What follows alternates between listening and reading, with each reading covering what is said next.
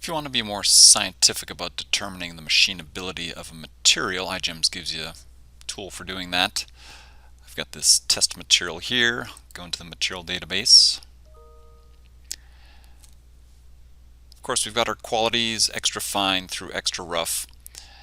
Extra fine through rough are fairly subjective normally when you look at your edge quality to determine what those are. Ideally, extra rough is supposed to be quite objective in the sense that you're barely getting through the material. In order to determine that, if you go top level of a material and you go on the General tab, of course we have our Machineability number here which calculates those feed rates. To the right of that we have this Calculate button.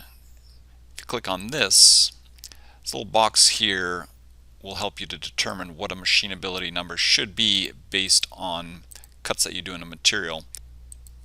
So if you want, you can click on this question mark here, bring it to the into the help documentation, and actually just scroll up to the table contents, chapter 15, and then scroll down a bit more if you want to read a little bit about how this works.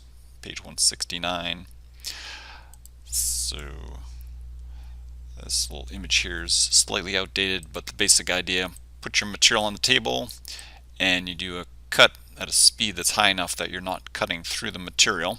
So we'll make a little bit of a mess. Want to make sure you have any splash shields on your cutting head, whatever, to keep the that splash down.